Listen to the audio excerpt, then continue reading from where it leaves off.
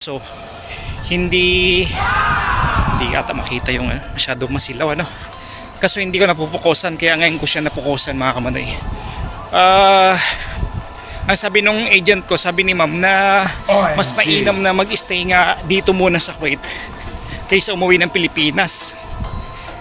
Kaya piko kasi ang feeling ko kasi hindi na ako masaya dito sa trabaho ko. OMG. Khususan po.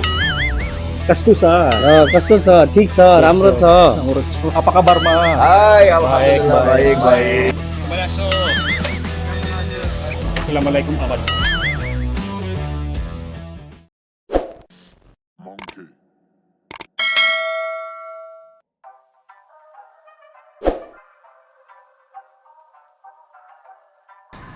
Yan o, panalo mga kamanoy.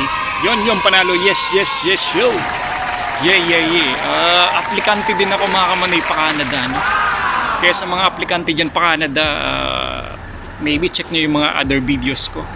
Kasi siya interrelated yung mga videos ko papunta ng Canada. Kung paano ako nagsimula at paano nagproseso yung progress ng application ko, at kung ano-ano pang mga nangyari during nung time na nag-apply ako punta ng Canada mga kamanoy. Iawan ng Diyos mga kamanoy, meron na akong LMIA, Lamia. Yun. Ngayon may problema ako sa application ko. I-share ko lang yung problema ang problema ko mga kamanoy kasi sa Pitsa 20 kasi ngayon Pitsa 16 ngayon 16 ngayon, tapos lilipad ako ng bakasyon sa Pitsa 20. Ngayon ang problema, ang visa ko dito sa Kuwait is hanggang March 20 na lang. Pagbalik ko March 2, mayroon na lang ako 18 days na natitira, and then ang balita nga i-determinate ako dito sa trabaho. Ang trabaho ko nga pala dito mga kamanoy sa Kuwait bilang cook, bilang line cook. Ayun in-spend ko muna yung few years ko kasi sa pagiging cook. Nag-shift akong pagiging cook kasi wala na akong future dito sa Kuwait. Hindi na healthy sa akin mga kamanoy. Kaya yun, nag-sacrifice ako ng 3 years. Awa ng Diyos, naka 3 years na rin ako nung Petsa 11 para yung pag-ready ko dun sa kailangan dito na yung service ko mga kamanoy. Dito muna ako.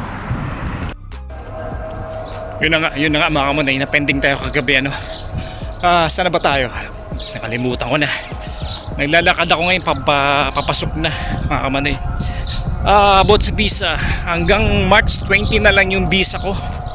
Kaya nagkakaroon talaga ako ng problema dito sa Kuwait mga kamanoy. Kasi pag once na nawala yung visa rito, magbabayad ka ng 2 dinar per month. Ang 2 dinar per month dito ay parang 360 pesos per day. OMG. Ang babayaran pag nawalan ka ng visa. At ang pinaka worst dun, pag nadakip ka ng parak, yan, at matik yun, subject for deportation. Yun, ngayon nung tinawagan ko yung agent ko, sabi ni ma'am actually lagi ko na to nababanggit sa mga vlogs ko, kaso hindi ata makita yung masyadong masilaw kaso hindi ko napupukusan, kaya ngayon ko siya napukusan mga kamanoy. Ang sabi nung agent ko, sabi ni ma'am na mas mainam na mag-stay nga dito muna sa Kuwait kaysa umuwi ng Pilipinas. Kaya piko kasi ang feeling ko kasi hindi na ako masaya dito sa trabaho ko. Masyado na ako nababagot at boring na ako, at wala talagang growth dito sa trabaho namin kasi 3 years na kami sa trabaho, wala kami increment mga kamanoy. Kaya yun ang pinaka worst sa lahat na nangyayari sa pagiging kusina ko dito, except dun sa pagiging McDonald's ko. Ayun, siguro pagbalik ko dito March 20 or March 2 pala, maybe pahinga muna ako siguro mga kamanoy sa kusina. Trabaho muna ako siguro sa mas magaan. Ang target ko loobin ng Diyos mapunta ako sa office muna, kasi bago pa man ako magkusina talagang more on office job na talaga ako mga kamanoy. Let's see, pagbalik ko March 2 at babalik talaga ako, kasi binala ko na talaga hindi na ako bumalik kasi tinatamad na ako dito sa trabaho. Kaya ako maghihintay na lang ako sa Pilipinas. Yun nga sabi ni agent, At gaya din ng mga nangyari sa mga kabats ko, ang tagal nila, halos 1 year 8 months sila bago nakalipad.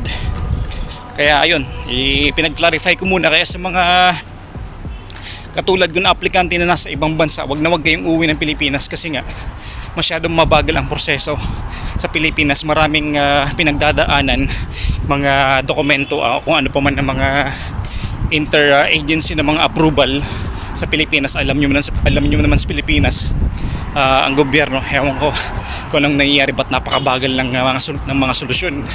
Inaabot sila ng napakatagal, except doon talaga sa may mga na-establish na ng mga agency, mga kamanoy.